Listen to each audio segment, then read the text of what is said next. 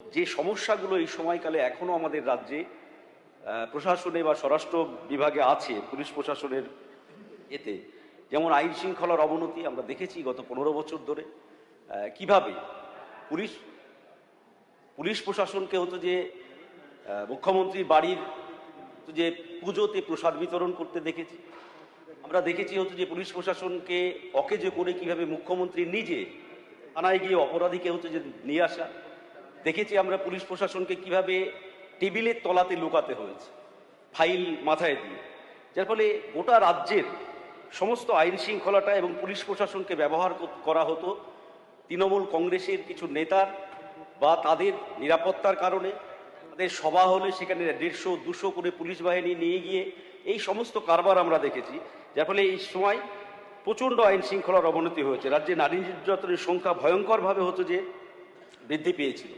আমরা এই 2 মাসের মধ্যে হয়তো সবটা সমাধান করা যাবে, তবুও আমরা দেখছি যে প্রায় 2 মাসের মধ্যে বারুইপুর, মালদা, সোদপুর, পশ্চিম বর্ধমান সহ 15-20টি ভয়াবহ খুন ও নারী নির্যাতনের ঘটনা এই সময়ে ঘটেছে। একটা পদক্ষেপ গ্রহণ করা হয়েছে সরকারের পক্ষ থেকে, সেটা প্রত্যেকটা থানাতে মহিলা সেল। আমি বলবো যে এটা হয়েছে, আমার ডোমকল থানাতেও হয়েছে, কিন্তু দেখছি যে এই মহিলা সেলে দেখা যাচ্ছে উপযুক্ত অফিসার এখনো এই মহিলা সেল সব থানাতে হচ্ছে যে নিয়োগ করা হয়নি। এইটা মাননীয় অধ্যক্ষ মহাশয় আপনার মাধ্যমে আমি মুখ্যমন্ত্রী স্বরাষ্ট্রমন্ত্রীকে হচ্ছে যে দৃষ্টি আকর্ষণ করছি। মুর্শিদাবাদ জেলায় অপরাধ বৃদ্ধির সংখ্যা প্রায় 2022 থেকে 24 আপনার এনসিআরবি ডেটা অনুযায়ী জেলার হত্যার ঘটনা 14.3% বৃদ্ধি পেয়েছে। তারপরে নারী ঘটিত অপরাধ বেড়েছে প্রায় 42%, 7%। চুরি ডাকাতি বেড়েছে প্রায় 27.4%। মাদকের ভয়াবহ থাবা, এনসিআরবি ডেটা অনুযায়ী সবচেয়ে আশঙ্কাজনক হলো মাদক অপরাধ, যা 2 বছরে 105% বেড়েছে। 2022 সালে 412টি থেকে 2024 সালে 845টি। হিরোইন পাচার 45% বেড়েছে। তারপরে হচ্ছে যে গাঁজা 52%, চোরাই মদ 38% বেড়েছে। এর প্রভাব পড়ছে স্কুলের ছাত্র থেকে শুরু করে সমস্ত সমাজের তরুণ প্রজন্মের উপর হচ্ছে যে এর প্রভাব পড়ছে। প্রতিটি ব্লকে আমাদের দাবি হচ্ছে যে প্রতিটি ব্লকে নার্কোটিক কন্ট্রোল ইউনিট স্থাপন করতে হবে এবং বেআইনি মাদকের উৎসমূলে আঘাত আনতে হবে। এইটা হচ্ছে যে দ্বিতীয় সমস্যা আমাদের, যেটা এই সময়কালে পুলিশ প্রশাসনের চরম, সেটা হচ্ছে যে বাহিনীর চরম শূন্যপদ ও কর্মী সংকট। আমরা যদি পশ্চিমবঙ্গ পুলিশ বাহিনী আজ গুরুতর সংকট। রাজ্যে মোট 1 লক্ষেরও বেশি স্বীকৃত পুলিশ পদ, বিপরীতে কর্মরত আছেন মাত্র 74,000 জন। প্রায় 26,000, মানে প্রায় 26% হচ্ছে যে আপনার শূন্য পদ। পদভিত্তিক ঘাটতি যদি দেখা যায় তাহলে ডিআইজি পদের শূন্যতা প্রায় 37.7%, 17টি পদ। এসপি পদে 36.7%, 36টি পদ।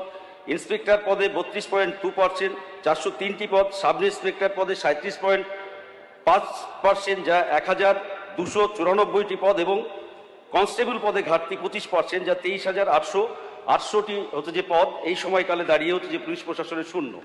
পুলিশ কর্মীদের এই দুরবস্থা, বিশাল শূন্যতার ফলে কনস্টেবলদের হচ্ছে যে 12 থেকে 14 ঘন্টা হচ্ছে যে কাজ করতে হচ্ছে। পরিবারের সাথে সময় কাটানোর সুযোগ নেই, শারীরিক মানসিকতার হচ্ছে যে তাতে প্রভাব পড়ছে। মহিলা পুলিশ কর্মীদের অনেক দূরের জেলায় পোস্টিং দেওয়া হয়। সেইটা হচ্ছে যে আমি দেখার জন্য হচ্ছে যে অনুরোধ করব, যাতে কাজ করার সুবিধার জন্যই হচ্ছে যে সরকারকে দেখতে হবে পার্শ্ববর্তী জেলায় অথবা কাছাকাছি হচ্ছে যে যাতে পোস্টিং দেওয়া হয়। আমাদের দাবি এই যে শূন্য পদ 26,000 এখনো শূন্য পদ রয়েছে, সেইগুলো নিয়ে অবিলম্বে নিয়োগ হতো যে সম্পন্ন করতে হবে। এবং এক্ষেত্রে আমি বলবো যেন মুর্শিদাবাদ জেলাকে হচ্ছে যে, বিশেষ করে মুর্শিদাবাদ পিডি পুলিশ ডিস্ট্রিক্টের অবস্থা, আমি জানি না অন্য ডিস্ট্রিক্টের কথা, সেইটা কিন্তু হচ্ছে যে তুলনামূলকভাবে অনেকটা পিছিয়ে আছি আমরা। যার ফলে হচ্ছে যে সেইখানে যে থানাগুলো আছে সেই থানাগুলোর আধুনিকীকরণ, এবং হচ্ছে যে আমি যে থানাতে হচ্ছে যে বিলংস করি, যেখান থেকে বিধানসভায় এসেছি, সেই ডোমকল থানাতে এখনো সেইভাবে পরিকাঠামোগত একটা সাব ডিভিশন থানা হিসেবে যেটা হওয়া দরকার, বিল্ডিং বা ইনফ্রাস্ট্রাকচার, নেটওয়ার্ক, তারপরে হচ্ছে ইন্টারনেট কানেকশন, এখনো ডোমকল থানাতে ডায়েরি লিখতে হয় হচ্ছে যে খাতা কলমে, মানে ম্যানুয়ালি ডায়েরি লিখতে হয়, যা নথিবদ্ধ করা যায় না। এই বিষয়গুলো হচ্ছে যে একটু দেখার জন্য। তারপরে হচ্ছে যে আমাদের কিছু বিষয়, যেটা হচ্ছে যে এই যে সরকার সেফ ড্রাইভ সেফ লাইফ আগে সরকার করেছিল, তাতে তো আমি বলবো যে এই সব বিষয়ে তদন্ত হওয়া দরকার। এই সেফ ড্রাইভ সেফ লাইফ প্রকল্প কতটা কার্যকরী হয়েছে, আর কতটা পুলিশ প্রশাসনকে হচ্ছে যে এটাতে দুর্নীতির সঙ্গে হচ্ছে যে জড়িয়ে যাওয়ার সুযোগ করে দেওয়া হয়েছে। যত্রতত্র এই সেফ ড্রাইভ সেফ লাইফের নামে আবার আরেকটা সমস্যা হচ্ছে যে বিভিন্ন থানাতে, বিশেষ করে আমার ডোমকল থানাতে একেবারে প্রত্যেক দিন নিয়মিতভাবে হচ্ছে যে গাড়ি ধরা, মোটরসাইকেল ধরা, যার কারণে ডোমকল শহরে মানুষ আসতে ভয় পাচ্ছে, যার ফলে তার প্রভাব ব্যবসায়িকদের উপরে পড়ছে, যা নিয়ে মানুষ হচ্ছে যে হয়রানি হচ্ছে। এইটা একটু দেখা দরকার। একই রকমভাবে হচ্ছে যে ভিআইপিদের গাড়ি, যেগুলো হচ্ছে যে অনেক সময় দেখা যায় এগুলো ওভারলুকিং হয় পুলিশের কাছে, কিন্তু সাধারণ মানুষ এটা গাড়ি নিয়ে যাচ্ছে। মাননীয় সদস্য এবার মাঝখানে দাঁড়িয়ে দাঁড়িয়ে কথা বলে না, বসে কথা বলুন। তাহলে হচ্ছে যে সেইটা একটা দেখা দরকার। বসে কথা বলুন, সিসিটিভি কথা বলবেন না, এগুলো নিরাপত্তার কথা কারণে বলুন। যেখানে আরে এখন সিসিটিভি গুলো বিশেষ দরকারের সময়ে দেখা যাচ্ছে যে হচ্ছে যে আরে বসে কথা বলুন না, আপনি বলছেন কেন? সরকারি সিসিটিভি গুলো দরকারি সময়ে হচ্ছে যে দেখা যাচ্ছে দরকারি সময়ে অকেজ হয়ে থাকে, সেইগুলো হচ্ছে যে বিভিন্ন মোড়ে লাগানো থাকে সিসিটিভি গুলো দেখার জন্য হচ্ছে যে আমি সুপ্রিম কোর্টের যে গাইডলাইন ছিল সেইগুলো হচ্ছে যে দেখা যাচ্ছে অনেক সময় বন্ধ থাকে। পুলিশের অধ্যত্ত মিথ্যা মামলা জানেন, যেমন আমার বিজেপি বিধায়করা বললেন, একই রকম ভাবে হচ্ছে যে এই 11 সালের পর আমি নিজে মার্ডার কেসের আসামি, আমাকে হচ্ছে যে মার্ডার কেসে ঢোকানো হয়েছিল, জেল খেটেছি জানেন, যার ফলে এইটা হচ্ছে যে মিথ্যা মামলা দেওয়ার প্রবণতা, এইটা পুলিশকে হচ্ছে যে কমাতে হবে এবং এইগুলো দেখতে হবে সাধারণ মানুষের হয়রানি।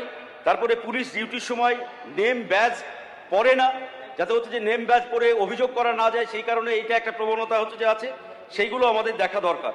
একই রকমভাবে আমি যেটা বলতে চাইছি সেটা হচ্ছে যে